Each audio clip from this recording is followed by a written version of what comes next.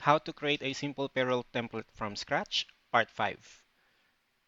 And for today's video, gagawa naman tayo ng payroll summary.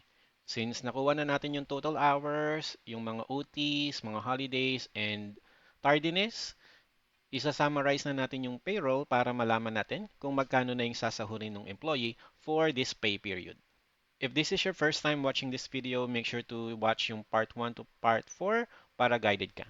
And we will start by adding a new sheet.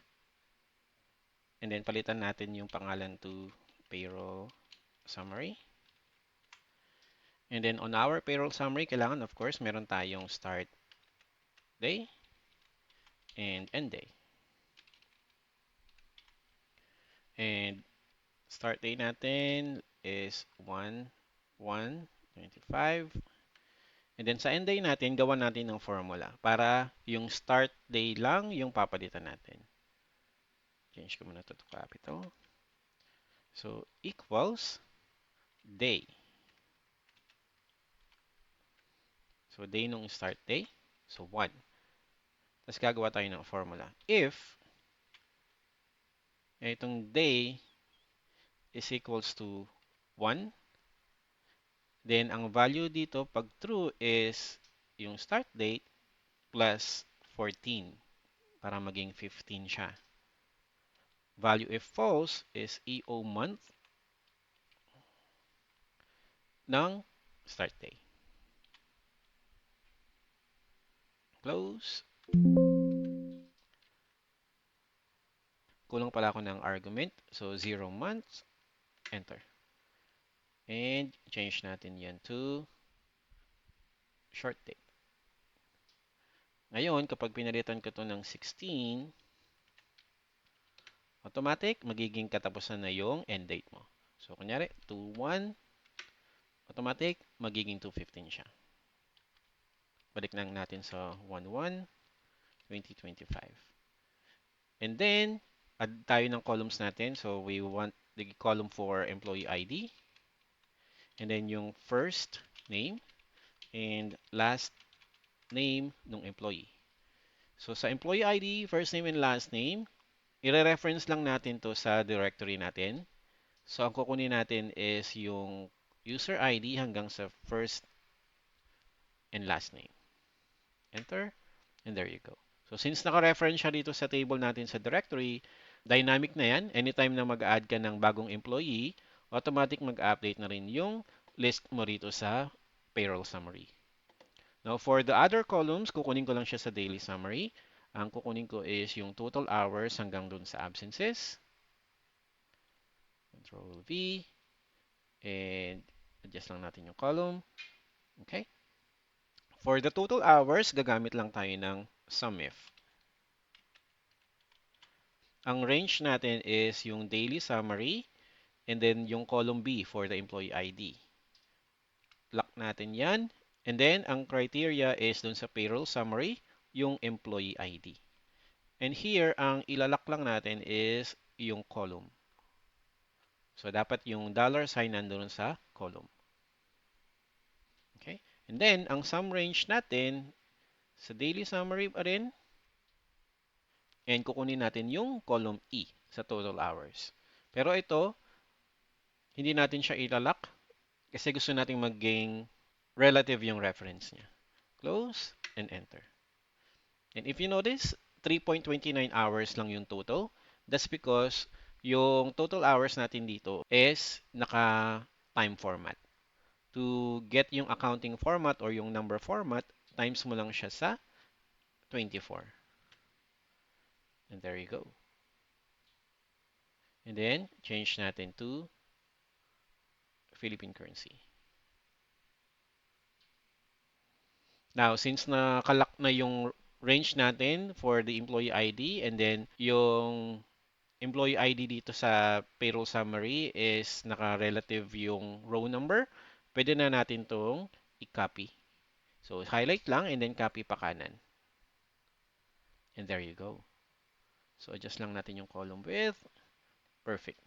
Now, we are ready to get yung gross pay. And ang gross pay natin is yung total hours times dun sa hourly rate nila. And if you notice kanina, nung pumunta tayo sa directory, nag-add na ako dito ng column for the hourly rate. Paano yung magiging formula natin? Equals X lookup. Bakit? Kasi hahanapin muna natin yung hourly rate ng employee na to. So, ang lookup value natin is yung employee ID. Saan natin siya hanapin? Dito sa directory, dito sa user ID. And ang ibabalik natin na value is yung hourly rate nila. If not found, 0. Ang match mode natin is exact match. Enter. There you go. So, 162. Check natin. Si employee number 1, ayun, 162 yung hourly rate niya. And, ang gagawin lang natin dito is multiply siya dun sa total hours. Enter. And copy yung formula pababa. And there you go. Now, we have the gross pay. Kunin naman natin yung OT pay. So, sa OT pay, ganun din. Kukunin lang natin yung hourly rate. Copy lang natin yung formula na to. And then, times natin dun sa rate ng OT. So, example, ang rate ng OT is 30%. So, on top of the base pay. So, 30, 0.3. Enter.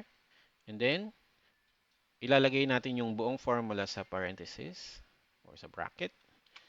And then, times dun sa OT hours. Copy yung formula pababa. And there you go. Now, kunin naman natin yung RDOT. So, RDOT, same lang din dito sa formula ng OT pay. And let's say ang RDOT is 50%. So, gawin natin yung 0.5. Tapos, ito times natin siya, of course, sa RDOT. Copy. Perfect. And then, doon naman tayo sa legal holiday. LH pay.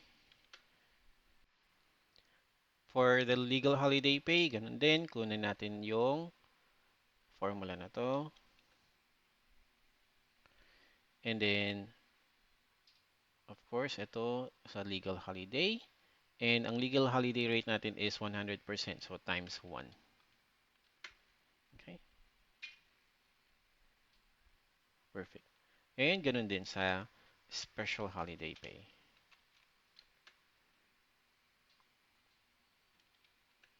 Ang special holiday naman natin is 30%. So, 0.3 ulit.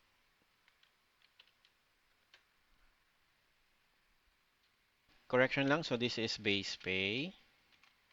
And then, since nakuha na natin lahat yan, makukompute natin yung gross pay ni employee. And yung gross pay niya is isasama mo lang lahat yan. So, from base pay hanggang dun sa special holiday pay. Perfect. So, we were able to get the gross pay. On our next video, ang kukunin naman natin is yung deductions, including yung mga government mandated. So, SSS, tax, PhilHealth, and Pag-ibig. If you find this video helpful, please leave a like, comment, and share na rin yung video. And then follow na rin kayo to receive notifications once available na yung next na video.